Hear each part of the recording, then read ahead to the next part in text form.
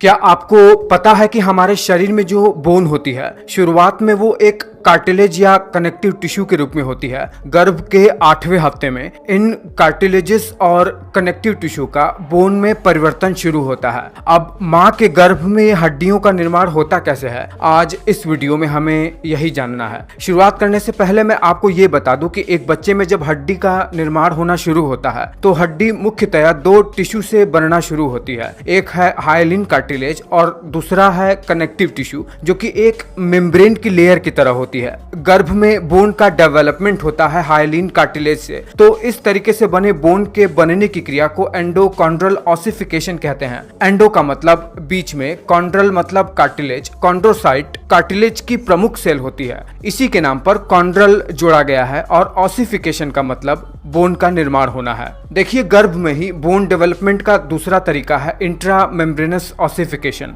Intra मतलब with in यानी अंदर की ओर, और मेम्ब्रेन का मतलब कनेक्टिव टिश्यू से है जिसमें मेनली मीजेनकाइमल सेल होती है, और ऑसिफिकेशन से मतलब है बोन का निर्माण होना। मतलब इसमें एक पतली सी मेम्ब्रेन की लेयर शरीर में बोन का निर्माण करती है। चलिए सबसे पहले आपको इस इंट्रा मेम्ब्रेनस ऑसिफिकेशन को ही समझाते हैं कि कैसे इस प्रोसेस से बोन का निर्माण होता है। देखिए, जब गर्भ में बच्चा पल ही रहा होता है तभी हमारे शरीर में जब फ्लैट बोन्स का निर्माण होता है। फ्लैट बोन्स जैसे हमारे कपाल की हड्डियां, जैसे हमारे चेहरे की हड्डियां, रिब्स की हड्डियां, ये सब फ्लैट बोन्स होती हैं जिनकी आउटर सरफेस बहुत ही हार्ड होती है, और बीच में इनके स्पॉन्जी बोन्स होते हैं जिनके अंदर रेड बोन मैरो भरा रहता है। देखिए, शुरुआत में क्या होता है कि ये सब एक मेम्ब्रेन की लेयर की तरह होती है जिसमें प्राइमरीली मीजेनकाइमल सेल होती है जो कि एक स्टेम सेल होती है। क्या होता है कि समय के साथ जब बोन का निर्माण होना शुरू होता है तो ये सेंटर में आकर एक बहुत ही इंपॉर्टेंट सेल में डिफरेंशिएट हो जाती है जिसे ऑस्टियोब्लास्ट कहते हैं। इसको आप हमेशा याद रखिएगा, यही ऑस्टियोब्लास्ट बोन के निर्माण में सबसे ज्यादा इंपॉर्टेंट होती है। देखिए, ऑस्टियोब्लास्ट सेल के सेंटर में आकर ऑसिफिकेशन सेंटर बनाती है। ये ऑस्टियोइड नाम के एक लिक्विड को रिलीज करने लगती है जो कि मिनरल्स को ऐड करके हमारे बोन को हार्ड बनाती है, यानी कैल्सिफिकेशन की वजह से हमारी बोन को हार्डनेस मिलती है, और बीच में ही एक हड्डियों की जाल की तरह संरचना बन जाती है जिसे ट्रबैक्यूलाई या स्पॉन्जी बोन्स कहते हैं। जो मीजेनकाइमल सेल्स इस सेंटर के चारों ओर रहते हैं वो दरअसल बाहर की ओर विस्थापित होते होते इस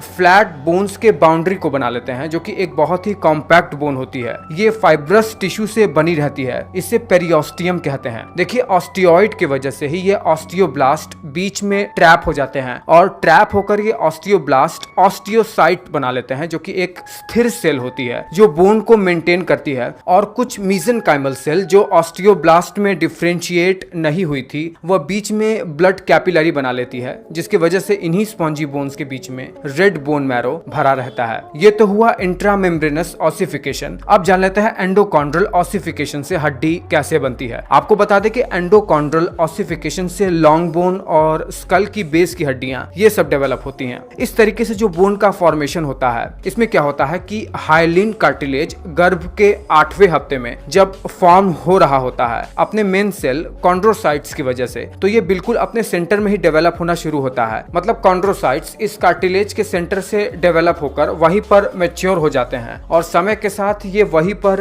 डेड हो जाते हैं। डेड होने के बाद ये सेंटर से बाहर की ओर एंड पर मूव हो जाते हैं, और बीच में क्या होता है यानी सेंटर में ब्लड वेसल्स इन्वेड करती हैं, और अंदर तक जाने पर ये जो बीच में कैविटी फॉर्म हुई है वहां पर एक नई प्रकार के सेल को लाते हैं जिसे ऑस्टियोक्लास्ट कहते हैं। ध्यान रखिएगा, इस सेल का नाम है ऑस्टियोक्लास्ट। ये क्या करते हैं, ये बोन का क्षरण करते हैं, यानी उन्हें डिग्रेड करते हैं। और जब ये बोन को डिग्रेड करते हैं, यानी जब बहुत सारा बोन का क्षरण हो जाता है बीच में, तो बीच में एक बहुत ही बड़ी मेडुलरी कैविटी का निर्माण हो जाता है। और इतना ही नहीं, ये जो ऑस्टियोक्लास्ट सेल होती है ये बोन के एंड पर स्पॉन्जी बोन्स का निर्माण कर लेती हैं। मतलब एक कैंसलस बोन जो कि हड्डियों की जाल की तरह होती है। और आपको बता दें कि इसी बोन के एंड पर एक कार्टिलेज एडल्टहुड तक बना रहता है जिसे एपिफिजियल प्लेट कहते हैं। इस कार्टिलेज से व्यक्ति की हाइट हमेशा बढ़ती रहती है जब तक वो अपने मैक्सिमम पोटेंशियल तक पहुंच नहीं जाता है। लगभग 16 से 18 साल की उम्र तक एक व्यक्ति की हाइट बढ़ती है और जब व्यक्ति अपने मैक्सिमम पोटेंशियल पर पहुंच जाता है तब ये जो एपिफिजियल प्लेट है, जो कि एक हाइलिन कार्टिलेज ही होता है, ये पूरी तरीके से ऑसिफाइड हो जाता है, यानी पूरी तरीके से बोन में कन्वर्ट हो जाता है। अब व्यक्ति की हाइट आगे नहीं बढ़ पाती है। उम्मीद करता हूं कि ये बात आप आसानी से समझ गए होंगे। आगे हम स्केलेटल सिस्टम के बारे में और भी बहुत कुछ जानेंगे। तब तक आप इस वीडियो पर अपनी प्रतिक्रिया जरूर दीजिएगा।